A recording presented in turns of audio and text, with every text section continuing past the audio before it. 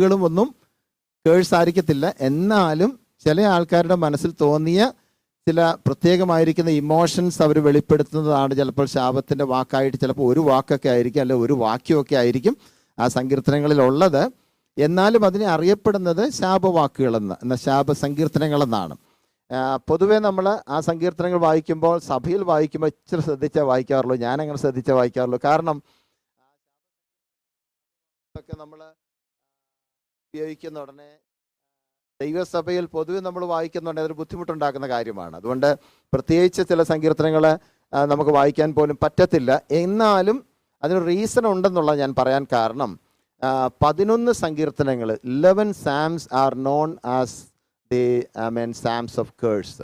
Curse ചെയ്യുന്ന ചില വാക്കുകൾ എന്ന് പറഞ്ഞാൽ ഈ സങ്കീർത്തനം എഴുതുന്ന റൈറ്റേഴ്സിന് അവർക്ക് മനസ്സിൽ തോന്നിയതായ ചിന്തകളാണ് അവരെഴുതി വെക്കുന്നത്. അതുകൊണ്ട് അത് കേഴ്സിൻ്റെ വാക്കുകളായിട്ട് മാറിയെന്ന് മാത്രമേ ഉള്ളൂ. അപ്പം അതേതൊക്കെയാണെന്ന് ഞാൻ പെട്ടെന്ന് പറയാം. Psalm number 7, Psalm number 35, Psalm number 55, Psalm number 58, 59, 69, 79, 83, 109, 137, 139. One more time. Psalm number 7, 35, 55, 58, 59, 69, 79, 83, 109, 137, 139. ഇത്രയും സാംസും അറിയപ്പെടുന്ന എന്താണ്? ദ സാംസ് ഓഫ് കേഴ്സ് എന്ന് പറയുന്നു. കാരണമുണ്ട്. ഈ സാധാരണയായിട്ട് ഓരോ സങ്കീർത്തനം എഴുതുന്ന ആൾക്കാരുടെ മനസ്സിൽ ഇങ്ങനെ ഒരു വേദന ഉണ്ടാകുന്ന ഉടനെ, ഒരു പ്രയാസം ഉണ്ടാകുന്ന ഉടനെ അവർ പറയുന്ന വാക്കുകൾ എന്താണെന്ന് ചിലപ്പോൾ അവർ പോലും ചിന്തിക്കാതായിരിക്കും അവരുടെ വായിൽ നിന്ന് ചില വാക്കുകൾ വരുന്നത്. ഓക്കെ, നമുക്കൊക്കെ അങ്ങനെ സംഭവിക്കാറുണ്ട്. നമുക്ക് മനസ്സിൻ്റെ ഒരു വേദന ഉണ്ടായി കഴിയുന്ന ഉടനെ നമ്മൾ ചിലപ്പോൾ അറിയാതെ ചില വാക്കുകളൊക്കെ പറഞ്ഞു പോകും, അല്ലേ? അങ്ങനെ നമുക്ക് മനുഷ്യനാകുന്ന നമുക്ക് എല്ലാവർക്കും സംഭവിക്കാൻ സാധ്യതയുള്ള കാര്യം. എന്നാൽ അതേസമയം തന്നെ അതിനെ വ്യക്തമായിട്ട് ചിന്തിച്ചിട്ട് സംസാരിക്കുന്നവരുമുണ്ട്, സംസാരിക്കാൻ പറ്റുന്നവരുമുണ്ട്. അതൊരു ഭാഗത്ത് അവിടെ നിൽക്കുമ്പോൾ തന്നെ ഇവിടെ പഴയ നിയമത്തിൽ അവരുടെ പ്രത്യേകത എന്ന് പറയുന്നത്, അവർ എപ്പോഴും ഇസ്രയേലിൻ്റെ എനിമീസായിട്ട് കണക്കാക്കുന്ന ആൾക്കാരെ ദൈവത്തിൻ്റെ എനിമീസായിട്ട് തന്നെയാണ് കണക്കാക്കുന്നവർ. എന്ന് പറഞ്ഞാൽ ഇസ്രയേലിനോട് എതിർപ്പ് കാണിക്കുന്ന രാജ്യങ്ങളുണ്ട്, അല്ലേ? ഓരോരോ ഗ്രൂപ്പ് ഓഫ് പീപ്പിൾ ഉണ്ട്, ജെൻഡാൽസ് ഉണ്ട്, ജാതികളുണ്ട്. അവരെല്ലാം ദൈവത്തിൻ്റെ എനിമീസാണെന്നാണ് അവർ ചിന്തിക്കുന്നത്. അതുകൊണ്ട് ഏതെങ്കിലും ഒരു രാഷ്ട്രം, ഏതെങ്കിലും ഒരു രാജ്യം ഇസ്രയേലിനോട് യുദ്ധത്തിന് വേണ്ടി വന്നാൽ, they consider them as the enemies of God. So that's the reason that they are fighting with these people. They are fighting with these, the countries or the nations. Okay. So അങ്ങനെ വരുമ്പോൾ അവരെന്ത് ചെയ്യുന്നു? ശത്രുക്കളുടെ മേൽ അവരെന്ത് ചെയ്യും? ഒരു ശാപത്തിൻ്റെ വാക്ക് പറയും, അല്ലെങ്കിൽ ഒരു ന്യായവിധി വരട്ടെ എന്ന് ആഗ്രഹിക്കുന്നു. അങ്ങനെ ദൈവത്തോട് പ്രാർത്ഥിക്കുന്നു, കർത്താവേ അവരുടെ മേലൊരു ന്യായവിധി വരണമേ, ഞങ്ങളിപ്പോൾ ഒരു ഫൈറ്റിങ്ങിന് വേണ്ടി പോകുകയാണ്, ഒരു യുദ്ധത്തിന് വേണ്ടി പോകുകയാണ്. ഈ യുദ്ധത്തിനകത്ത് കർത്താവേ അവർക്ക് പരാജയവും ഞങ്ങൾക്ക് ജയവും കിട്ടണമേ എന്നുള്ള ആഗ്രഹത്തോടു കൂടെ ദൈവത്തോട് അവർ പ്രാർത്ഥിക്കാറുണ്ടായിരുന്നു. അങ്ങനെ നമ്മൾ പഴയ നിയമത്തിൽ കാണാൻ സാധിക്കുന്നുണ്ട്. അപ്പം അങ്ങനെയുള്ളതായിരിക്കുന്ന സങ്കീർത്തനങ്ങൾ വേദപുസ്തകത്തിൽ ചേർത്തിരിക്കുന്നത് കൊണ്ട് ഇതൊരു വിശുദ്ധ ഗ്രന്ഥമല്ല എന്ന് പഠിപ്പിക്കുന്ന ആളുകളുണ്ട്. ഒരു ക്ലാരിഫിക്കേഷന് വേണ്ടി പറയുകയാണ്. ഈ ബൈബിൾ എന്ന് പറയുന്നത് it's not a holy Bible because there are some kind of cursing words in Psalms, especially in some of the Psalms, maybe 11 Psalms, which is known as the Psalms of curse. അതുകൊണ്ട് അവർ പറയുന്നത് ഒരു വിശുദ്ധ ഗ്രന്ഥമല്ല എന്നാണ് പറയുന്നത്. Okay, എന്നാൽ നമ്മൾ മനസ്സിലാക്കണം, പഴയ നിയമത്തിലെ പശ്ചാത്തലം വായിക്കുമ്പോൾ, പ്രത്യേകിച്ച് book of Leviticus and book of Deuteronomy ഒക്കെ വായിക്കുമ്പോൾ അവിടെയൊക്കെ പറയുന്നത് നിങ്ങളുടെ അയൽക്കാരെ സ്നേഹിക്കണം, ശത്രുവിനെ പകയ്ക്കണം എന്ന ഒരു ആശയം അവരുടെ മനസ്സിലോട്ട് കയറിയിട്ട് പലപ്പോഴും അവരെന്ത് ചെയ്യുന്നു? അവരുടെ ശത്രുക്കളെ എന്ന് പറഞ്ഞാൽ, അവരുടെ ശത്രുക്കൾ എന്ന് പറയുന്ന ആരാ? ഇസ്രയേലിനോട് യുദ്ധം ചെയ്യാൻ വരുന്നവരാണ് അവരുടെ ശത്രുക്കൾ. സോ ആ എനിമീസിനെല്ലാം നിങ്ങൾ പകയ്ക്കണം, അവരെ ഒന്നും അടുപ്പിക്കരുത്. നിങ്ങളെല്ലാവരും എന്ത് ചെയ്യണം? നിങ്ങളുടെ അയൽവക്കാരെ സ്നേഹിക്കണം, നിങ്ങളുടെ കൂട്ടത്തിലുള്ള എബ്രായരെ അല്ലെങ്കിൽ യഹൂദന്മാരെയൊക്കെ സ്നേഹിക്കണം എന്നുള്ള ചിന്തയിലാണ് അവർ ആ പുസ്തകങ്ങളിലൊക്കെ നമ്മൾ കാണാൻ സാധിക്കുന്നത്. പക്ഷെ കർത്താവ് യേശുക്രിസ്തു പഴയ നിയമ കാലഘട്ടത്തിൽ തന്നെയാണ് ജനിച്ചത്. ഓക്കെ, യേശുക്രിസ്തുവിന് ശേഷമാണ് ന്യൂ ടെസ്റ്റ്മെന്റ് സ്റ്റാർട്ട് ചെയ്യുന്നത്. അപ്പം യേശുക്രിസ്തു ആ പഴയ നിയമ കാലഘട്ടത്തിൽ ജനിച്ചിട്ട് യേശുക്രിസ്തു പറഞ്ഞൊരു വാക്കുണ്ട്, എന്താണെന്നറിയാമോ? ഒന്ന് വായിച്ചേ. Matthew chapter 5 versus 43 and 44. Matthew chapter 5 versus 43 and 44.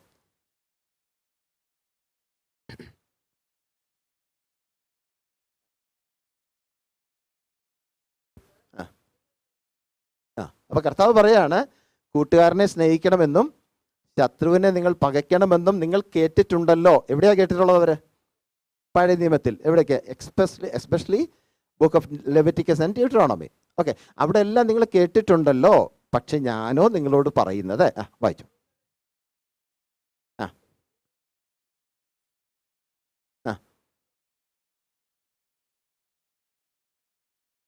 മതി. നിങ്ങളെ ശത്രുക്കളെ നിങ്ങൾ എന്ത് ചെയ്യണം? സ്നേഹിക്കണം. Love your enemies and pray for those who persecute U. നിങ്ങളെ ഉപദ്രവിക്കുന്നവരെ എന്ത് ചെയ്യണം? നിങ്ങൾ അവർക്ക് വേണ്ടി പ്രാർത്ഥിക്കണം. അപ്പം തന്നെ എന്ത് ചെയ്യണം? നിങ്ങളുടെ ശത്രുക്കളെ സ്നേഹിക്കണം. ഇത് രണ്ടും ആരാ പഠിപ്പിച്ചേ? കർത്താവായ യേശുക്രിസ്തു പഠിപ്പിച്ച്. അപ്പം നമ്മൾ ചിന്തിക്കേണ്ട ഒരു കാര്യം, പഴയ നിയമത്തിലെ വിശുദ്ധന്മാരെന്ന് വിളിക്കപ്പെടുന്ന ദാവീദോ അങ്ങനെയുള്ളതായിരിക്കുന്ന പ്രിയപ്പെട്ടവരൊക്കെ പലപ്പോഴും അവർ അനുഭവിക്കുന്നതായിരിക്കുന്ന പ്രയാസങ്ങളിലൂടെ പോകുമ്പോൾ, അല്ലെങ്കിൽ തിക്താനുഭവങ്ങളിലൂടെ പോകുമ്പോൾ അവരെന്ത് ചെയ്തു? അവരുടെ വായിൽ നിന്ന് ആമേൻ ശാപത്തിൻ്റെ ചില വാക്കുകൾ ഉണ്ട് എന്നുള്ളത് സത്യമാണെങ്കിൽ പോലും അവരുടെ ഉള്ളിൻ്റെ ഉള്ളിൽ ദാവീദിനെ പോലെ ഉള്ളവർ ഒരിക്കലും അങ്ങനെ വരണമെന്ന് ആഗ്രഹിച്ചിട്ടില്ല. അത് വ്യക്തമായിട്ട് ഞാൻ പറഞ്ഞുതരാം. നിങ്ങൾ 1 സാമുവേൽ ചാപ്റ്റർ 25 വേഴ്സസ് 21 to 39 വായിക്കുമ്പോൾ, 1 സാമുവേൽ ചാപ്റ്റർ 25 വേഴ്സസ് 21 to 39 വായിക്കുമ്പോൾ അവിടെ ദാവീദ് ഈ നാബാൽ എന്ന് പറയുന്ന ഒരു വ്യക്തിയാൽ അപഹസിക്കപ്പെടുന്നതായിരിക്കുന്ന ഒരു കാഴ്ച അവിടെ കാണാൻ സാധിക്കുന്നുണ്ട്. അപ്പം ഈ നാബാല് ദാവീദിനെ പരിഹസിക്കുമ്പോൾ അല്ലെങ്കിൽ അപമാനിക്കുമ്പോൾ അവന് ഉണ്ടായതായിരിക്കുന്ന ആദ്യത്തെ മനോഭാവം എന്താണെന്നറിയാമോ? ഈ നാബാലിനെയും അവനുള്ളതിനെല്ലാം മൊത്തത്തിൽ അങ്ങ് നശിപ്പിച്ച് കളയണമേ എന്ന് അവൻ ആഗ്രഹിച്ചു. ദൈവത്തോടത് പ്രാർത്ഥിച്ചു.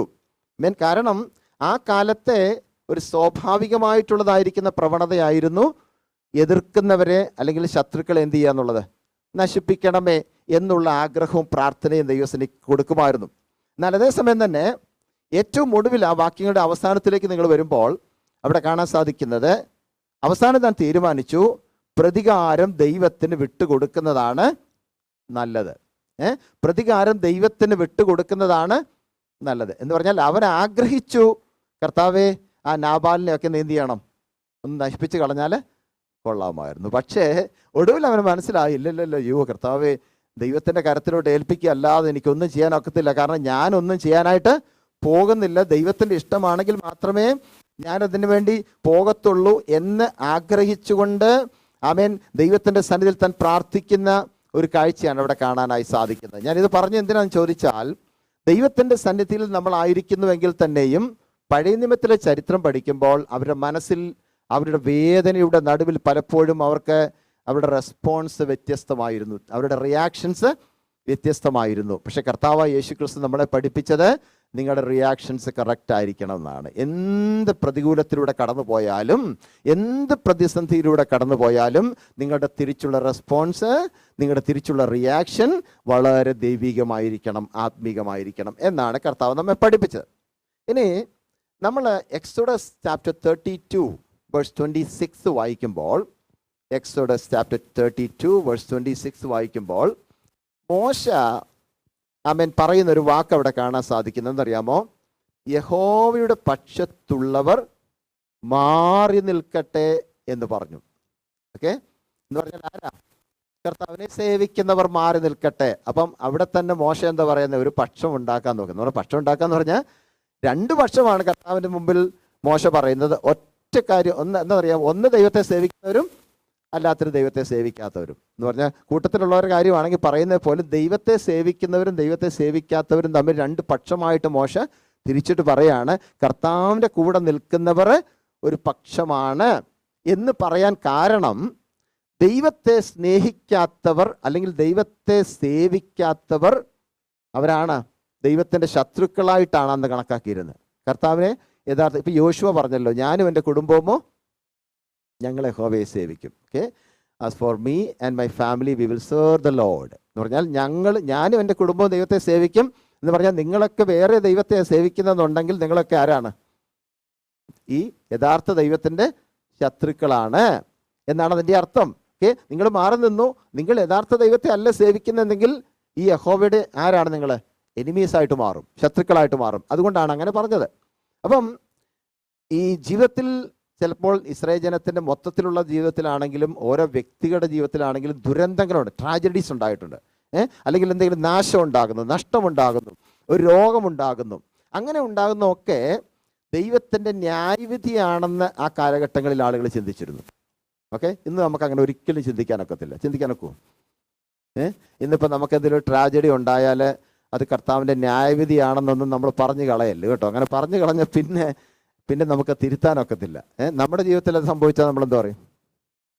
ഇപ്പം ഞാൻ പിന്നെ കഴിഞ്ഞ ദിവസങ്ങളിലൊക്കെ ഓരോരോ പ്രശ്നങ്ങൾ ഉണ്ടാകുന്ന പറഞ്ഞാൽ ചില ആൾക്കാർ പറയും, കർത്താവിൻ്റെ ന്യായവിധിയാണ്, അങ്ങനെ തന്നെ അവന് വരണം, അങ്ങനെ തന്നെ ഇവന് വരണം, അവൻ അങ്ങനെ ചെയ്തുകൊണ്ട് അങ്ങനെ വന്നു. ഇപ്പോൾ ഇയ്യോബിനെയൊക്കെ നമ്മുടെ ചരിത്രം പഠിക്കുമ്പോൾ ഇയ്യോബിനെ പിന്നെ ആശ്വസിപ്പിക്കാൻ വേണ്ടി, അവൻ്റെ കഷ്ടതയിൽ ആശ്വസിപ്പിക്കാൻ വേണ്ടി ഒരു കൂട്ടം ആളുകൾ ചെന്നല്ലേ, തൻ്റെ സ്നേഹിതന്മാർ എന്ന് വെച്ചാൽ അവരെന്താ പറഞ്ഞു? ആദ്യമൊക്കെ നല്ല നല്ല കാര്യങ്ങൾ പറഞ്ഞു, പക്ഷെ കുറച്ച് കഴിഞ്ഞപ്പോൾ അവരെന്താ പറഞ്ഞു? എടാ ഞങ്ങൾക്കൊരു കാര്യം മനസ്സിലാകുന്നുണ്ട്, ഇത് ആരുടെ ന്യായവിധിയാണ്? ദൈവത്തിൻ്റെ ന്യായവിധിയാണ്. കാരണം you sin and you do sin, then that's reason that God is torturing you, God is persecuting you. നീ ചെയ്ത പാപം നിമിത്തമാണ്, നീ അങ്ങനെ ചെയ്തു, നീ ഇങ്ങനെ ചെയ്തു, നിന്റെ നടപ്പ് ശരിയല്ല, നീ ദുഷ്ടപ്രവൃത്തി ചെയ്തു, അതുകൊണ്ടാണ് നിനക്കിതൊക്കെ വന്നതെന്നും പറഞ്ഞ് ഇവന്മാരെല്ലാം കൂടെ എന്ത് ചെയ്തു? അവനെ കുറ്റം പറയാൻ തുടങ്ങി. പക്ഷെ കർത്താവിനറിയാം എന്തുകൊണ്ടാണ് ഇയ്യോബിന് ഇങ്ങനെ സംഭവിച്ചത്. ഇത് കർത്താവിൻ്റെ കയ്യിലിരിക്കുന്ന കാര്യം, കർത്താവിൻ്റെ മനസ്സിലിരിക്കുന്ന കാര്യം നമ്മൾ അങ്ങ് പറഞ്ഞു കളയല്ലേ. കർത്താവിനറിയാം എന്തുകൊണ്ടാണ് ഇയ്യോബിന് അങ്ങനെ സംഭവിച്ചതെന്ന്. അവനെ ആശ്വസിപ്പിക്കാൻ വേണ്ടി ചെന്നവരായി സ്നേഹിതന്മാർ. പക്ഷെ അവരെന്താ പറഞ്ഞു? ഇത് നിന്റെ കുഴപ്പം കൊണ്ടായതെല്ലാം വന്നേ. ഒരിക്കലും നമ്മൾ അങ്ങനെ പറയല്ലേ. കാരണം അത് കർത്താവിൻ്റെ കയ്യിലിരിക്കുന്ന കാര്യം, കർത്താവ് തീരുമാനിക്കേണ്ട കാര്യമാണ്. നമ്മൾ ആരും അതിനകത്തൊരു വിധിയും കൽപ്പിക്കേണ്ട. കർത്താവ് ചെയ്യേണ്ടത് കർത്താവ് ചെയ്യും. പക്ഷേ നമ്മൾ മനസ്സിലാക്കേണ്ട കാര്യം, അന്നത്തെ ആളുകൾ ചിന്തിച്ചുകൊണ്ടിരുന്നത് ഏതെങ്കിലും ഒരു ട്രാജഡി ഉണ്ടാകുന്ന ഉടനെ, ഒരു രോഗമുണ്ടാകുന്ന ഉടനെ, അല്ലെങ്കിൽ ഒരു നഷ്ടമുണ്ടാകുന്ന ഉടനെ ഇതെല്ലാം വന്നത് നിങ്ങളുടെ പാപനിമിത്തമാണെന്നും അല്ലെങ്കിൽ ദൈവത്തിൻ്റെ ന്യായവിധിയാണെന്നും ഒക്കെ അവരങ്ങ് പ്രഖ്യാപിക്കുന്ന ഒരു സംഭവം ഉണ്ടായിരുന്നു എന്ന് നമുക്കവിടെ കാണാനായി സാധിക്കുന്നു. ഓക്കെ, ഇനി ഒരിക്കൽ ഒരു ഒരു ഒരു ഒരു പണ്ഡിതൻ താനിങ്ങനെ പറഞ്ഞു, വളരെ എല്ലാം ബൈബിളെല്ലാം അരച്ചു കുടിച്ചു പിന്നെ പഠിച്ച ഒരാൾ ഇങ്ങനെ ഒരു ദിവസം പറഞ്ഞു, ഈ ബൈബിൾ എന്ന് പറയുന്നത് ഇത് വചനമല്ല, വേർഡ് ഓഫ് ഗോഡ് അല്ല. ഈ ബൈബിൾ എന്ന് പറയുന്നത് വേർഡ് ഓഫ് ഗോഡ് അല്ല എന്ന് പറഞ്ഞാൽ, ബൈബിൾ എന്ന് പറയുന്നത് ദൈവത്തിൻ്റെ വചനമല്ല, ദൈവത്തിൻ്റെ വചനമല്ല, മനുഷ്യൻ്റെ വചനമാണ് എന്ന് താൻ തെളിയിക്കാനായിട്ട് 3 വാക്യങ്ങൾ എടുത്തു. വേണമെങ്കിൽ നിങ്ങൾ നോട്ട് ചെയ്തു. സാംസിനകത്തുനിന്ന് എടുത്തിരിക്കുന്നത് psalm number 58 verse 6, psalm number 109 verse 10, psalm number 137 verse 8. ഇത്രയും 3 വാക്യങ്ങൾ താൻ എടുത്തിട്ട് പറഞ്ഞു, ഈ ബൈബിൾ എന്ന് പറയുന്നത് എന്തല്ല, the Bible is not the word of God എന്ന് പറഞ്ഞു. ഓക്കെ, അപ്പോൾ അതിന് താൻ പറഞ്ഞതിൻ്റെ കാരണം നിങ്ങൾ നോക്കിയ വാക്യം സാം നമ്പർ 58 വേഴ്സ് 6. അതിനകത്ത് വായിക്കുന്നത് എന്താണെന്നറിയാമോ? അത് ദാവീദിൻ്റെ സങ്കീർത്തനമാണ്. ദാവീദ് പറഞ്ഞു, ദൈവമേ അവരുടെ വായിലെ പല്ലുകളെ തകർത്ത് കളയണമേ. ഒരാളുടെ വായിലെ പല്ലുകളെ തകർത്ത് കളയണമെന്നൊക്കെ പ്രാർത്ഥിക്കുക എന്ന് പറഞ്ഞാൽ നമ്മൾ വല്ലതും പ്രാർത്ഥിക്കുന്നവരാണോ? അത് ഇല്ല, ഒരിക്കലും നമ്മൾ പ്രാർത്ഥിക്കത്തില്ല. നമ്മുടെയൊക്കെ ജീവിതത്തിൽ എന്ത് പ്രശ്നം ഉണ്ടായെന്ന് പറഞ്ഞാൽ നമ്മൾ കർത്താവെ അവരെ അനുഗ്രഹിക്കണമെന്നേ പറയത്തുള്ളൂ. അങ്ങനെ പറയത്തുള്ളൂ നമ്മൾ, കാരണം നമ്മൾ ദൈവമക്കളാണ്.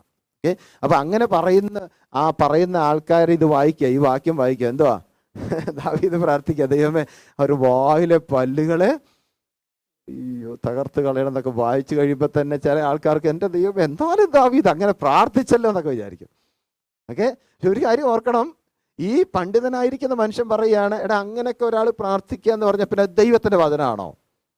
2ാമത്തെ വാക്യം വായിച്ചേ, 109 വേഴ്സ് 10, സാം നമ്പർ 109 വേഴ്സ് 10.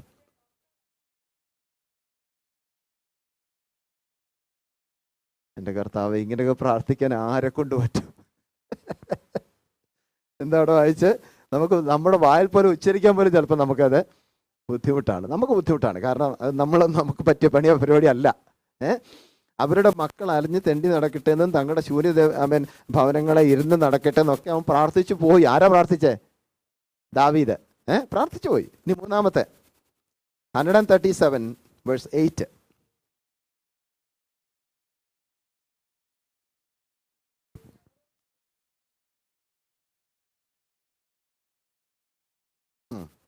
ഒമ്പതാമത്തെ വാക്യം.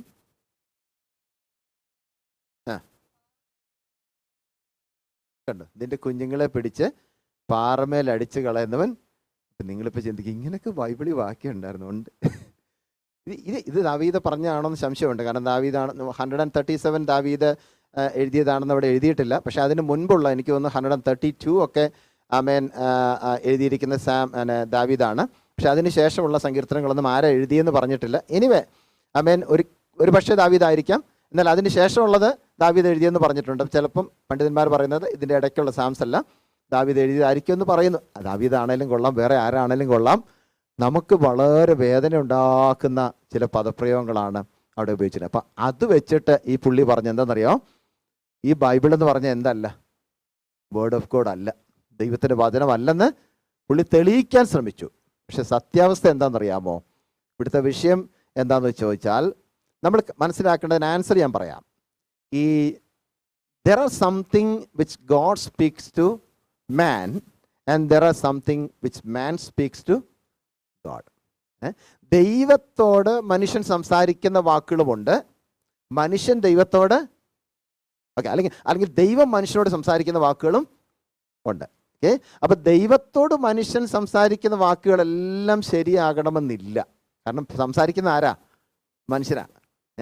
പക്ഷേ ദൈവം മനുഷ്യനോട് സംസാരിച്ചിട്ടുള്ള എല്ലാ വാക്കുകളും എന്താണ്?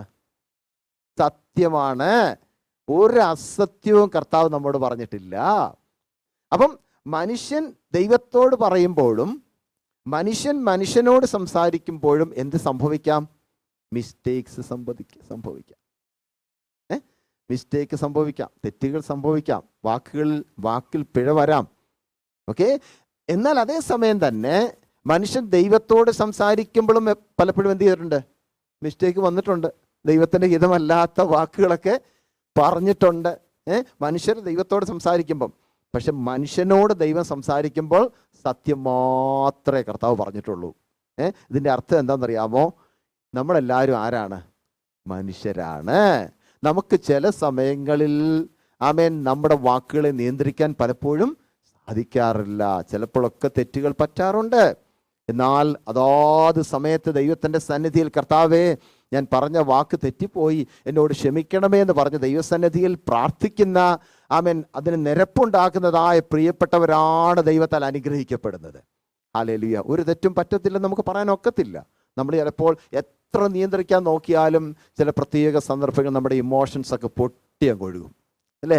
നമ്മുടെ ഇമോഷൻസ് പൊട്ടി ഒഴുകിയിട്ട് നമ്മൾ വിചാരിക്കാത്ത വാക്കുകളായിരിക്കും ചിലപ്പോൾ പറയുന്നത്. പക്ഷേ അതാത് സമയങ്ങളിൽ നമുക്ക് ഉദാഹരണത്തിന് ദാവീദിനെ തന്നെ എടുക്കാലോ. ദാവീദ് സ്തോത്രം എപ്പോഴും ആഗ്രഹിക്കുന്ന ഒരു കാര്യമുണ്ട്. കർത്താവേ, നിർമ്മലമായ ഒരു മനസ്സെനിക്ക് തരണമേ. കർത്താവേ, തകരുന്നൊരു ഹൃദയത്തോടെ ഞാൻ അങ്ങയുടെ സന്നിധി കടന്നു വരുന്നേ എന്നൊക്കെ പറഞ്ഞുകൊണ്ട് ബ്രോക്കൺ ഹാർട്ടഡ് ആയിട്ട് ദൈവസന്നിധി പ്രാർത്ഥിച്ചൊരു മനുഷ്യനാണ് ആര്? ദാവീദ്. ഹല്ലേലൂയ. നേരത്തെ പറഞ്ഞ വാക്യങ്ങളിലൊക്കെ കർത്താവേ, നീ അവരെ കേഴ്സ് ചെയ്യണമേ, അവരെ നശിപ്പിക്കണമേ, അവരെ കുഞ്ഞുങ്ങളെ നശിപ്പിക്കണമേ, അവരെ പല്ല് പറിച്ച് കളയണേ എന്നൊക്കെ പ്രാർത്ഥിച്ച മനുഷ്യനുണ്ടല്ലോ. അവൻ്റെ ഉള്ളു മനസ്സിലാകണമെങ്കിൽ നമ്മൾ ശൗലുമായിട്ടുള്ളതായിരിക്കുന്ന എൻകൗണ്ടറിലോട്ട് പോകണം. ഓക്കെ, ഈ മനുഷ്യൻ ദാവീദ് ഇവൻ ശൗലുമായിട്ടുള്ളതായിരിക്കുന്ന എൻകൗണ്ടറിനകത്ത് നമ്മൾ കാണുന്നത്, ഇവനെ രാജാവാകാൻ പോകുന്നു എന്ന് കണ്ടപ്പോൾ ശൗൽ എന്ത് ചെയ്തു? ശൗൽ ഇവൻ്റെ പുറകെ നടക്കുക. എങ്ങനെയാലും ദാവീദിനെ നശിപ്പിച്ച് കളയണമെന്ന് വിചാരിച്ച് അവർ പുറകെ നടക്കുക. ഇങ്ങനെ പോകുന്ന സമയത്ത് ഈ ശൗൽ രാജാവും ദാവീദും ഒരേ ഗുഹയ്ക്കകത്ത്, അദുല്ലാം ഗുഹയ്ക്കകത്ത് ഇവർ രണ്ടുപേരും കൂടെ വന്നു കഴിഞ്ഞപ്പോൾ എന്തു വേണമെങ്കിലും ദാവീദിന് ശൗലിനെ എന്തും ചെയ്യാം. കാരണം ശൗലിനെ ദാവീദിന്റെ കയ്യിലോട്ട് ഇട്ട് കൊടുത്തിരിക്കുക. ഒരു ഗുഹയ്ക്കകത്ത് രണ്ട് കൂട്ടർ കൂടെ വന്നിരിക്കുക. പക്ഷേ അതിനകത്തോട്ട് കയറിക്കഴിഞ്ഞപ്പോൾ ദാവീദിന് ശൗലിനെ ഒന്നും ചെയ്യാൻ ഒക്കുന്നില്ല. അവരെന്ത് ചെയ്യുന്നറിയാമോ? ശൗലിൻ്റെ വസ്ത്രത്തിൻ്റെ ഒരു അഗ്രം പതുക്കെ ഒന്ന് മുറിച്ചെടുത്തു. നിങ്ങൾ ഓർത്ത് നോക്കിയേ, അടുത്ത് എന്ന് ശൗലിൻ്റെ വസ്ത്രത്തിൻ്റെ ഒരറ്റം കണ്ടിച്ചോണ്ട് പോകുന്ന ഉടനെ അവിടെ എന്തെല്ലാം സംഭവിക്കാം. ഇവരൊക്കെ അറിഞ്ഞിരുന്നെങ്കിൽ എന്തൊക്കെ സംഭവിച്ചേനെ. എന്നാലും ദാവീദ് വിചാരിച്ചു, ഒരു പ്രൂഫിന് വേണ്ടി, ജസ്റ്റ് ഫോർ എ പ്രൂഫ്, എന്താ ഇവൻ്റെ വസ്ത്രത്തിന് ഒരു അഗ്രം എൻ്റെ കയ്യിരിക്കട്ടെ എന്ന് ഇതെടുത്തുകൊണ്ട് പോയി ദൂരെ മാറി എന്നോട് സംസാരിക്കുമ്പോൾ പറയാണതേ, നിന്റെ അടുത്ത് ഞാൻ വന്നായിരുന്നു, പക്ഷേ നിന്നെ കൊല്ലാൻ എൻ്റെ ദൈവം എന്നെ അനുവദിച്ചില്ല. കാരണം എന്തെന്നറിയോ? നീ ആരാണ്? നീയും ഒരു അഭിഷിക്തനാണ്. ദൈവത്തിൻ്റെ അഭിഷിക്തനെ കൊല്ലാനായിട്ട് എൻ്റെ ദൈവം എന്നെ അനുവദിച്ചില്ല. നീ ഇപ്പോൾ ആരും ആയിക്കോട്ടെ, നീ ഒരിക്കൽ അങ്ങനെ ആയിരുന്നു, നീ കുറച്ച് നാൾക്ക് മുമ്പും ഇങ്ങനെ ആയിരുന്നു, പക്ഷെ ഇതൊന്നും എൻ്റെ ഒരു പ്രശ്നമല്ല. നിന്നെ നശിപ്പിക്കാനായിട്ട് എൻ്റെ ദൈവം എന്നെ അനുവദിച്ചിട്ടില്ല, അതെൻ്റെ ഡ്യൂട്ടി അല്ല. അപ്പം അവൻ പറഞ്ഞു, എന്താ അറിയാമോ? എന്നാലും എൻ്റെ മനസാക്ഷിക്ക് ഇന്നിട്ടും കുത്തലുണ്ടായെന്ന്. ഏത്? വസ്ത്രത്തിൻ്റെ ഒരു പീസ് എടുത്തോണ്ട് പോയത് പോലും അവൻ എന്തായി? അയ്യോ, അവൻ്റെ മനസാക്ഷി കുത്തുണ്ടായിട്ട് ആ വേദനയോടെ അവൻ മാറി. എന്നെന്ത് ചെയ്യാണ്? അവനോട് വിളിച്ചു പറയാണതേ, ഇത്രയും കാര്യങ്ങൾ എനിക്ക് ചെയ്യാമായിരുന്നു. അവൻ്റെ കൂടെ ഉള്ളവരെ അവൻ അനുവദിച്ചില്ല ശൗലിനെ കൊല്ലാനായിട്ട്. എന്താണെന്നറിയോ? അവൻ്റെ മനസാക്ഷി അതിനെ അനുവദിച്ചില്ല. അപ്പോൾ ആ ഒരു സ്വഭാവം ആർക്കുണ്ടായിരുന്നു? അപ്പൊ നമ്മൾ ചിന്തിക്കുന്ന ഉടനെ, ഓ ദാവീദ് അങ്ങനെ പറഞ്ഞു, ദാവീദ് ഇങ്ങനെ പറഞ്ഞു, ആമേൻ, ഓരോരോ വാക്യങ്ങളിലും അങ്ങനെയൊക്കെയാണ് പറഞ്ഞിരിക്കുന്നത് എന്നൊക്കെ പറഞ്ഞിട്ടുണ്ടെങ്കിൽ പോലും അതിൻ്റെ ചരിത്ര പശ്ചാത്തലം നമ്മൾ പഠിക്കുമ്പോൾ മനസ്സിലാക്കണം, ആമേൻ, അതെല്ലാം താൻ മാറ്റിവെച്ചിട്ട് ദൈവത്തിൻ്റെ സന്നിധിയിൽ ആ ക്രൂരമായ വാക്കുകൾ പറഞ്ഞാൽ പോലും അവൻ ദൈവസ്ഥലം എന്ത് ചെയ്തു? നെടുമ്പാട് വീണ് കരഞ്ഞ് പ്രാർത്ഥിച്ച്, കർത്താവേ അതിൻ്റെ ഒരു പരിഹാരം തരണമേ എന്ന് അവൻ അകത്തു നിന്ന് പ്രാർത്ഥിക്കുന്ന മനുഷ്യനായിരുന്നു. ആര്? Hallelujah, praise the Lord. താൻ പാപം ചെയ്തപ്പോൾ പോലും നാഥാൻ പ്രവാചകൻ തൻ്റെ അടുത്ത് എന്ന് പറഞ്ഞതേ, നീ ചെയ്തിരിക്കുന്നത് പാപമാണ്. ഉടനെ അവൻ എന്താ പറഞ്ഞേ? ഓ അങ്ങനൊന്നും അല്ല എന്നല്ല പറഞ്ഞേ, ഞാൻ അങ്ങനൊന്നും അല്ല ഉദ്ദേശിച്ചത് എന്നല്ല പറഞ്ഞേ, ഞാൻ തെറ്റിപ്പോയി, ഞാൻ പാപം ചെയ്തു എന്ന് പറഞ്ഞുകൊണ്ട് ദൈവസന്നിധി കരഞ്ഞ് പ്രാർത്ഥിക്കുന്ന ആ മനുഷ്യനെയാണ് നമുക്കവിടെ കാണുവാനായി സാധിക്കുന്നത്. അപ്പം നമ്മൾ തിരിച്ചറിയേണ്ട ഒരു കാര്യം, ആമേൻ, ഓരോ വ്യക്തി ജീവിതങ്ങളും അവരുടെ ജീവിതത്തിൻ്റെ അനുഭവത്തിലൂടെയുള്ള ബന്ധത്തിലാണ് എന്ത് ചെയ്തിരിക്കുന്നത്. പല വാക്കുകളും ശാപവാക്കുകളാണെങ്കിൽ പോലും, നമുക്കങ്ങനെ തോന്നുന്നെങ്കിൽ പോലും അത് ഉപയോഗിച്ചതിൻ്റെ കാരണം അവർക്ക് മനസ്സിൽ വേദന നിറഞ്ഞത് കൊണ്ടാണ്. ഓക്കെ, നമ്മളാണ് എന്തോ ചെയ്യും, നമ്മൾ ചിലപ്പം ഓപ്പണായിട്ട് ചിലപ്പം പറഞ്ഞില്ലെന്നിരിക്കാം, പക്ഷെ നമ്മുടെ മനസ്സിനകത്ത് കാണും. ശരിയല്ലേ? ഇന്നത്തെ സിറ്റുവേഷൻ എനിക്ക് അങ്ങനെ തോന്നുന്നത്. എന്താ പറയുക, അവൻ ഈ ദാവീദൊക്കെ എന്ത് ചെയ്തു? സങ്കീർത്തനം എഴുതിയപ്പം ഓപ്പണായിട്ടൊക്കെ പറഞ്ഞു, കർത്താവേ എൻ്റെ മനസ്സിലിരിക്കുന്ന ചിന്ത ഇങ്ങനെ, ഞാൻ ഇങ്ങനെയൊക്കെയാണ് ചിന്തിക്കുന്നത് എന്നുള്ളത് ഓപ്പണായിട്ട് ദൈവത്തിൽ അങ്ങ് പറഞ്ഞു. കർത്താവിനോട് പറഞ്ഞു, വേറെ ആരോടും അല്ല. കർത്താവ് എൻ്റെ മനസ്സിലിരിക്കുന്നത് ഇന്നാന്നുള്ള കർത്താവിനോട് അങ്ങ് തുറന്നു പറഞ്ഞു. നമ്മൾ പറയത്തില്ല, നമ്മൾ പറയും, ഓ അങ്ങനൊന്നും അല്ല കർത്താവേ, ഞാൻ ഇങ്ങനെയാ ചിന്തിച്ചത്, ഞാൻ ഇങ്ങനെയാ പറഞ്ഞതെന്നൊക്കെ നമ്മൾ അതിനെ എന്ത് ചെയ്യും? ഒന്ന് മേക്കപ്പ് ഒക്കെ ചെയ്യും. ഓക്കെ, പക്ഷെ ദാവീദ് എന്ത് ചെയ്തു? അതെല്ലാം തുറന്ന് കർത്താവിനോട് പറഞ്ഞിട്ട് പറഞ്ഞില്ല, കർത്താവേ എൻ്റെ ജീവിതത്തിൽ ഇങ്ങനെ സംഭവിച്ചു, ഞാൻ സമ്മതിക്കുന്നു, എന്നെ സഹായിക്കണമേ എന്ന് പറഞ്ഞുകൊണ്ട് ഒന്നും കൂടെ ഒരു റിപ്പൻഡൻസിൻ്റെ അനുഭവത്തിലൂടെ താൻ പോകുന്ന ഒരു അനുഭവമാണ് അവിടെ കാണാനായി സാധിക്കും. ഇനി ഈ ദൈവത്തിൻ്റെ വചനത്തിൽ, പ്രത്യേകിച്ച് സാംസിലൊക്കെ ഈ ശാപത്തിൻ്റെ വാക്കുകൾ, കേഴ്സിങ് വേർഡ്സ് ഒക്കെ യൂസ് ചെയ്യുന്നതിൻ്റെ പിന്നിൽ there is A purpose behind using the cursing words. Okay, അത് ഉപയോഗിക്കുന്നതിൻ്റെ പിന്നിലൊരു കാരണമുണ്ട്. ഒരു 4 കാര്യം ഞാൻ പറയാം, വേണമെങ്കിൽ ഒന്ന് എഴുതിയെടുത്തു. ഒന്നാമതായിട്ട്, ഈ ദുഷ്ടന്മാരുടെ മേലും ദൈവത്തിൻ്റെ നീതിയും ന്യായവും വെളിപ്പെടുത്താനായിട്ട് അവർ പ്രാർത്ഥിക്കുന്ന പ്രാർത്ഥനയാണത്. എന്ന് പറഞ്ഞാൽ to reveal God's justice on the wicked people, to reveal God's justice on the wicked people. അതിനുവേണ്ടിയാണ് അവർ ആ വാക്കുകൾ ദൈവത്തോട് പ്രാർത്ഥിക്കുന്നത്. കർത്താവെ അങ്ങനെ ചെയ്യണമെന്ന് പറയുന്നുണ്ടെങ്കിൽ, കർത്താവെ ഈ വിക്കഡ് ആയിട്ടുള്ള ആൾക്കാരുടെ മേൽ എന്ത് ചെയ്യണം? ഒരു ന്യായം, ഒരു ജസ്റ്റിസ് ഒന്ന് വെളിപ്പെടുത്തണമേ എന്ന് പ്രാർത്ഥിക്കാൻ വേണ്ടി ആയിരുന്നു അന്ന് അവരത് പ്രാർത്ഥിച്ചിരുന്നത്. രണ്ടാമതായിട്ട്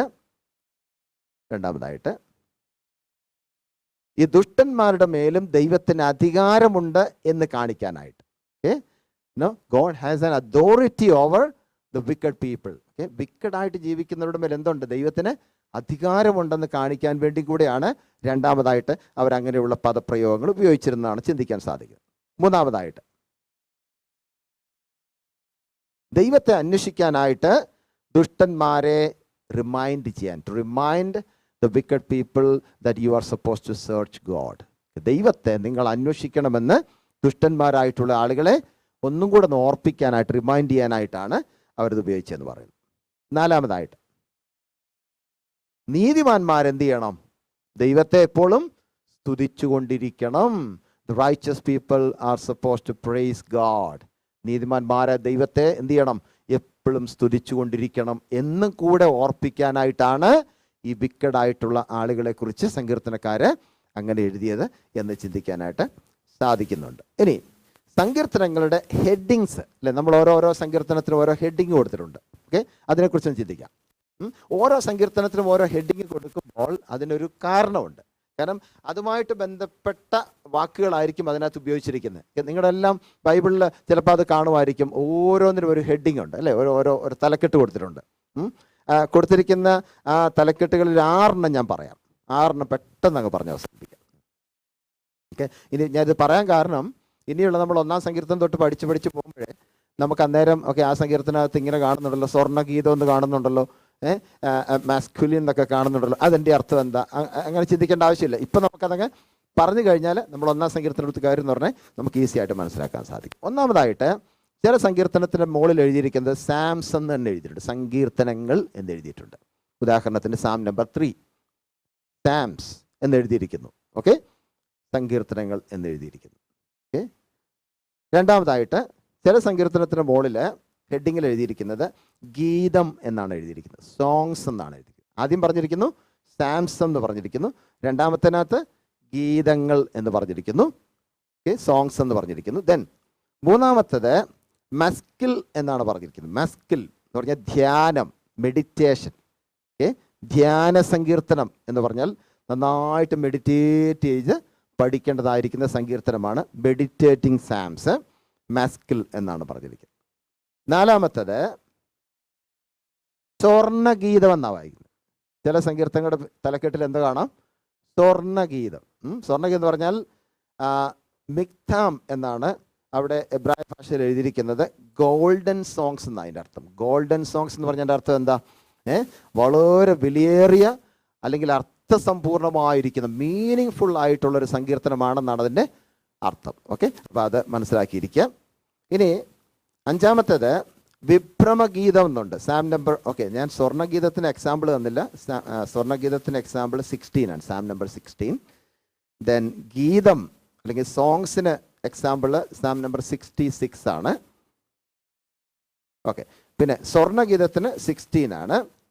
then the fifth one is വിഭ്രമഗീതം, അല്ലെങ്കിൽ ഇംഗ്ലീഷിൽ കൊടുത്തിരിക്കുന്നത് ഷിഗായൻ എന്ന. ഷിഗായൻ കൊടുത്തിരിക്കുന്നതിൻ്റെ അർത്ഥം the people when they were writing their psalms while they were wandering, ഇപ്പം അങ്ങോട്ടും ഇങ്ങോട്ടൊക്കെ അലഞ്ഞു തിരിഞ്ഞ് നടക്കുമ്പോൾ വിഭ്രമം കൊണ്ട് അല്ലെങ്കിൽ നമ്മൾ പേടിച്ചിട്ട് അങ്ങോട്ടും ഇങ്ങോട്ടും ഓടി നടക്കുന്നതായ സമയത്ത് എഴുതിയ സങ്കീർത്തനമൊക്കെ ഉണ്ട്. ഈ നമ്മുടെ ഉദാഹരണത്തിന് കൊടുത്തിരിക്കുന്നത് സാം നമ്പർ 7 ഒക്കെ അങ്ങനെ എഴുതിയ സങ്കീർത്തനമാണ്. വളരെ വിറച്ച് പേടിച്ച് വിഷമിച്ച് അങ്ങോട്ടും ഇങ്ങോട്ടും ഓടി അലഞ്ഞു നടക്കുന്ന സമയത്ത്, വാണ്ടറിങ്ങിൻ്റെ സമയത്ത് എഴുതിയ സങ്കീർത്തനങ്ങളാണ് വിഭ്രമഗീതം എന്ന് പറയുന്നത്. ഇനി ആറാമത്തേതാണ് പ്രെയർ, ഒരു പ്രാർത്ഥന എന്നാ കൊടുത്തത്. നിങ്ങൾ നോക്കിയേ, എക്സാമ്പിളായിട്ട് സാം നമ്പർ 17 എന്ന് നോക്കിയേ. സാം നമ്പർ 17ന്റെ ഹെഡിങ് എന്ന് വായിച്ചേ. A prayer of David. എത്ര ഈസി ആയിട്ട് പുള്ളി പറഞ്ഞിരിക്കുന്നത്, ഒരു പ്രാർത്ഥന. എല്ലാം പ്രാർത്ഥന തന്നെയാണ്. സങ്കീർത്തനങ്ങളൊക്കെ നോക്കിക്കഴിഞ്ഞാൽ അതിനകത്തെല്ലാം പ്രാർത്ഥനയുണ്ട്, എല്ലാം പ്രാർത്ഥനയുണ്ട്. പക്ഷെ പുള്ളി എഴുതി വന്നപ്പം ചരിത്രകാരന്മാർ അതിനെ തിരിച്ച് കൊണ്ടപ്പോഴത്തേക്ക് എന്തായി?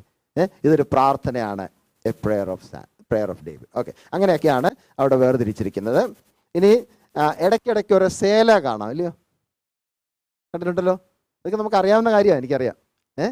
അല്ലേ, ഓരോ സങ്കീർത്തനത്തിന് ഇടയ്ക്കിടയ്ക്ക് എന്താ കാണും? ഒരു 3 വാക്യം അല്ലെ 4 വാക്യമൊക്കെ കഴിയുമ്പം സേല. അതിൻ്റെ അർത്ഥം അറിയാമല്ലോ നമുക്ക്. എന്തിനാ അവിടെ സേല എന്ന് എഴുതി? അത് വായിക്കേണ്ട ആവശ്യമുണ്ടോ നമ്മൾ?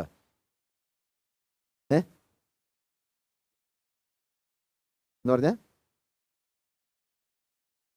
പോസ് അല്ലേ, പോസ് ചെയ്യുക. അല്ലെങ്കിൽ പല അഭിപ്രായങ്ങളാണ് അതിനെക്കുറിച്ച് പറഞ്ഞിരിക്കുന്നത്. മീൻ ഇത് ഇങ്ങനെ പാസേജസ് ആയിട്ട് തിരിക്കാൻ വേണ്ടി അവർ എഴുതിയിരിക്കുന്നതെന്ന് ചില ആൾക്കാർ പറയുന്നു. ചില ആൾക്കാർ പറഞ്ഞത്, ഏറ്റവും കൂടുതൽ ആൾക്കാർ പറഞ്ഞത് എന്തെന്നറിയോ? ഇത് ഇസേല എന്ന് എഴുതിയിരിക്കുന്ന ആ സ്ഥലത്ത് വെച്ച് നിർത്തിയിട്ട് ജനത്തിന് അത് റിപ്പീറ്റ് ചെയ്യണമല്ലോ. അന്ന് അവർ വാക്യപ്രതിവാക്യമായിട്ടാണ് എന്ന് പറഞ്ഞാൽ പാട്ടാണ് അവർ പാടുന്നത്, എന്നാൽ അത് ലീഡ് ചെയ്യുന്ന ആൾ അത് പാടുന്ന ഉടനെ ബാക്കി ജനമെല്ലാം കൂടെ ചേർന്ന് അത് റിപ്പീറ്റ് ചെയ്യും. അങ്ങനെയാണ് പോകുന്നത്. അതുകൊണ്ട് അതിന് സങ്കീർത്തനം എന്നൊക്കെ പറയുന്നത്. നമ്മളെന്ത് ചെയ്യും? വാക്യപ്രതി വാക്യമായിട്ട് പാടുകയല്ല ചെയ്യുന്നത്, നമ്മളെന്താ ചെയ്യാറ്? വായിക്കുക ചെയ്യാറ്. നമ്മളെ കൊണ്ട് അതേ പറ്റത്തുള്ളൂ. ഇത് പാടുക എന്നൊക്കെ പറഞ്ഞ് ഈസി ആയിട്ടുള്ള കാര്യമല്ല. ഓക്കെ, പക്ഷെ നമുക്ക് പാടിയാലും കൊള്ളാം, വായിച്ചാലും കൊള്ളാം, നമുക്ക് അതിൻ്റെ അർത്ഥം മനസ്സിലായാൽ മതി അല്ലേ? അപ്പോൾ അതുകൊണ്ട് ഇവരെന്ത് ചെയ്യുന്നറിയോ? അങ്ങനെ ചെയ്യുന്ന ഉടനെ അവിടെ ഒന്ന് നിർത്തും, പോസ്, ദെൻ നിങ്ങളത് റിപ്പീറ്റ് ചെയ്യണം. അടുത്തത് ലീഡ് ചെയ്യുന്ന ആൾ വായിക്കും, നിങ്ങൾ റിപ്പീറ്റ് ചെയ്യണം. ഇതാണ് അന്നത്തെ ഒരു സിസ്റ്റം. അപ്പം തന്നെ ഈ സേല എന്ന് പറയുന്ന സ്ഥലത്ത് നമ്മൾ എന്ത് ചെയ്യണം? ഒന്ന് സ്റ്റോപ്പ് ചെയ്തിട്ട് അത്രയും വായിച്ച 2-3 വാക്യങ്ങളിലെ 4 വാക്യങ്ങൾ എന്ത് ചെയ്യണം? ഒന്നുകൂടെ മെഡിറ്റേറ്റ് ചെയ്യണം എന്നതിൻ്റെ അർത്ഥം. ഓക്കെ, അങ്ങ് വായിച്ചങ്ങ് പോകല്ലേ. നമുക്ക് പലപ്പോഴും ഒരു സ്വഭാവമുണ്ട്, ബൈബിൾ എന്ത് ചെയ്യും? വായിച്ച് തീർക്കും. എത്ര പ്രാവശ്യം, എത്ര വട്ടം നിങ്ങളുടെ ലൈഫിൽ ബൈബിൾ വായിച്ചു എന്ന് ചോദിച്ചു കഴിഞ്ഞാൽ, ഞാൻ 10 പ്രാവശ്യം ബൈബിൾ വായിച്ചു, അല്ല 20 പ്രാവശ്യം വായിച്ചു, അല്ല 30 times I read ബൈബിൾ എന്നൊക്കെ പറയുന്നത് നമുക്ക് ഭയങ്കര അപ്രീഷിയേഷൻ ഉള്ള കാര്യമാണ് അല്ലേ? എന്നാൽ അതേസമയം ഈ 30 പ്രാവശ്യം വായിച്ചപ്പോഴെന്തോ മനസ്സിലായെന്ന് ചോദിച്ചാൽ നത്തിങ്. വായിച്ച് അങ്ങ് പോയി. ഒരു നമുക്കിതിനൊക്കെ ഒരു ഓർഡറൊക്കെ ഉണ്ട്. എന്താ, ഈ ബൈബിൾ വായിക്കുന്നതിന് ഒരു ബുക്കൊക്കെ ഉണ്ട്. ഇത്ര ഒരു ദിവസത്തിന് പഴയ നിയമത്തിൻ്റെ 2 അധ്യായം, പുതിയ നിയമത്തിൻ്റെ 2 അധ്യായം, ഒരു സാംസം ഒക്കെ വായിച്ചു കഴിഞ്ഞാൽ അങ്ങനെ ഒരു വർഷം കൊണ്ട് നമുക്ക് എന്ത് ചെയ്യാം? ബൈബിൾ വായിച്ച് തീർക്കാം. ഓക്കെ, നല്ല കാര്യമാണ്, വായിച്ച് തീർക്കുന്നത് നല്ല കാര്യം. പക്ഷേ ഇടയ്ക്കിടയ്ക്ക് എന്ത് ചെയ്യണം? ഒന്ന് സ്റ്റോപ്പ് ചെയ്തിട്ട് മെഡിറ്റേറ്റ് ചെയ്യണം, ധ്യാനിക്കണം. അതിന് നല്ലൊരു കാര്യമാണ് ഈ സേലാന്ന് എഴുതി വെച്ചേക്കുന്നത് കേട്ടോ. അങ്ങനെ ഒത്തിരി കാര്യങ്ങളുണ്ട്. ഇതെല്ലാം കൂടെ പറഞ്ഞാൽ ഇന്നിപ്പം തീരത്തുമില്ല. അതുകൊണ്ട് ഒരു കാര്യം കൂടെ പറഞ്ഞ് നമുക്ക് അവസാനിപ്പിക്കാം. ഓക്കെ, അതെല്ലാം അവിടെ നിൽക്കുന്ന ആരോഹണ ഗീതമുണ്ട്, അവരോഹണ ഗീതമുണ്ട്, അങ്ങനെ ഒത്തിരിയൊക്കെ ഉണ്ട്. ഓക്കെ, അത് വിട്. ഇനിയിപ്പോൾ നമുക്ക് പെട്ടെന്ന് ഒരു കാര്യം കൂടെ പറഞ്ഞിട്ട് ഇന്നത്തെ അങ്ങ് അവസാനിപ്പിക്കാം. അതായത് ഈ സങ്കീർത്തനം എഴുതിയിരിക്കുന്ന ആൾക്കാർ വ്യത്യസ്തരാണ്. ഓക്കെ, ഓരോരുത്തരും എഴുതിയിരിക്കുന്ന സങ്കീർത്തനങ്ങൾ അവരുടെ അനുഭവങ്ങളിൽ നിന്ന് എഴുതിയ സങ്കീർത്തനങ്ങളാണ്. ആരൊക്കെയാണ്? പെട്ടെന്ന് വേണം എഴുതിയെടുക്കുന്നുണ്ട്. എഴുതിക്കും. മോസസ് എഴുതിയിട്ടുണ്ട് സാം നമ്പർ 90. മോസസ് ഒറ്റ സാംസ് എഴുതിയിട്ടുള്ളൂ. അവിടെ ഞാൻ ഹെഡിങ്ങിൽ കാണുന്നത് മാത്രമേ പറയുന്നുള്ളൂ കേട്ടോ. അൺനോൺ ആയിട്ടുള്ള സാംസ് ഒത്തിരി ഉണ്ട്. അത് നമുക്കറിയത്തില്ല ആരാ എഴുതിയെന്നുള്ളത് വ്യക്തമല്ല. Psalm number 90 ആരെഴുതിയ? മോസസ് എഴുതിയ. ദെൻ ഡേവിഡ് എത്ര എഴുതിയിട്ടുണ്ടെന്ന് അറിയാമോ? ദാവീദ്. മൊത്തം എത്ര സാംസ് ഉണ്ട് ബൈബിളിൽ? 150. അതിൽ എത്ര എണ്ണം ദാവീദ് എഴുതി കാണുമായിരിക്കും? ഒരു അപ്രോക്സിമേറ്റ് ഒരു ഐഡിയ. 100, 80,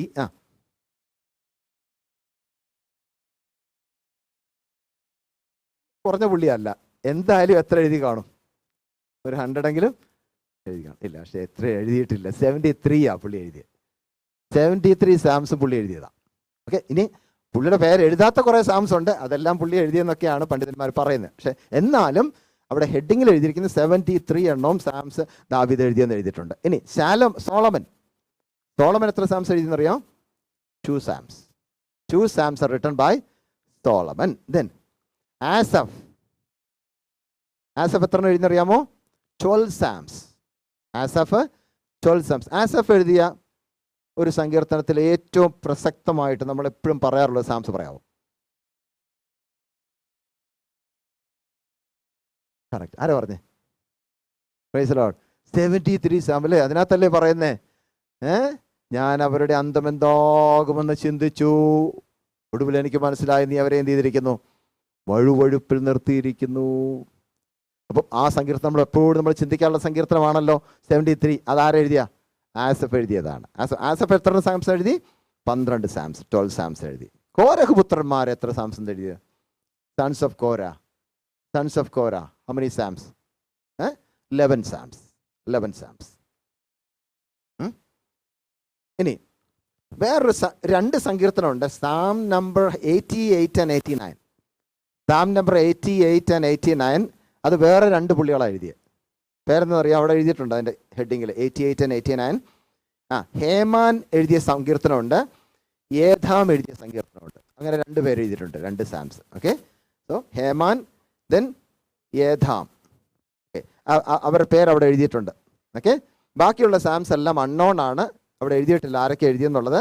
എന്നാൽ എസ്ര എന്ന് പറഞ്ഞ ശാസ്ത്രി ചില സങ്കീർത്തനങ്ങളൊക്കെ എഴുതിയിട്ടുണ്ടെന്ന് പാരമ്പര്യം പറയുന്നുണ്ട്, നമുക്ക് വ്യക്തമല്ല. എന്നാലും ഇത്രയും പേരും ഇത്രയും സാംസ് എഴുതിയതിൽ ഏറ്റവും കൂടുതൽ സാംസ് എഴുതിയതാരാ? David. Okay, how many? 73 Psalms are written by David. And ഒരു കാര്യമുണ്ട്, സങ്കീർത്തനങ്ങളിലെ ദാവീദ് എന്നും പറഞ്ഞൊരു ഹെഡിങ് ഉണ്ട്. അതും നമ്മൾ മനസ്സിലാക്കിയിരിക്കേണ്ട കാര്യമുണ്ട്, സങ്കീർത്തനങ്ങളിലെ ദാവീദ്. ഓക്കെ, അത് നമുക്ക് അടുത്ത ക്ലാസ്സിൽ പഠിക്കാം.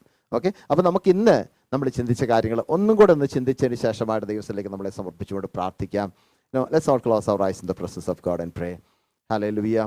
നമ്മൾ ഇന്ന് ചിന്തിച്ചതായ കാര്യങ്ങൾ നമ്മൾ ആദ്യമേ ചിന്തിച്ചുകൊണ്ടിരുന്നത് എന്താണ്? Why the Psalms writers are using the cursing word. അതിൻ്റെ മീനിങ് എന്താണ്? എന്തുകൊണ്ടാണ് അവരങ്ങനെയുള്ള വാക്കുകൾ ഉപയോഗിച്ചെന്നുള്ളത് നമ്മൾ ചിന്തിച്ചു. അവരുടെ മനസ്സിലുണ്ടാകുന്ന വേദന അത് പൊട്ടി പുറത്തോട്ട് വന്നപ്പോൾ ഒരു പക്ഷേ അത് ശാപവാക്കുകളെ പോലെ ആയിപ്പോയതാണ്. എന്നാലും ഹല്ലേലൂയ നമ്മൾ മനസ്സിലാക്കുന്നു, ഏറ്റവും ഒടുവിൽ അവർ മനസ്സിലാക്കി, ഹല്ലേലൂയ നമ്മളങ്ങനെ പറയാൻ പാടില്ല. ദൈവമാണ് എന്ത് ചെയ്യുന്നത്?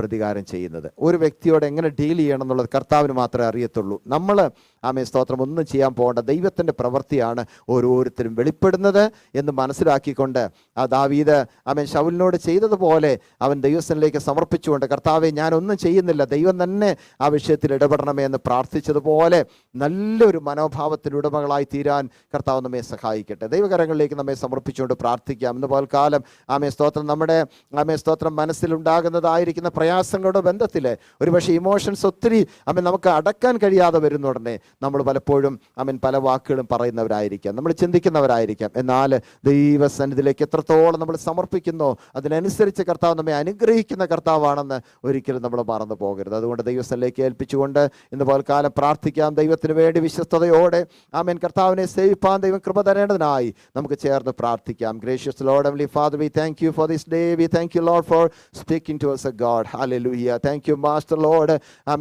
The times that when we are going through the persecution and when we are going through the troubles in our lives, so Master, hallelujah, Lord, many a times, Lord, unexpected words and unexpected reactions are coming from our lives, so Master, hallelujah, Lord, once again we surrender our life in the presence of God. Hallelujah. Help us to be cleansed by the blood of Jesus Christ this morning, O Master. Hallelujah. We bring ourselves in the mighty hand of God. Thank you, Lord, for speaking to us, O God. We surrender everyone in the mighty hand of God. Thank you, Lord, for speaking to us, O God. In Jesus' name we pray. Amen. Praise God. May the Lord bless you all, and see you by 10:30.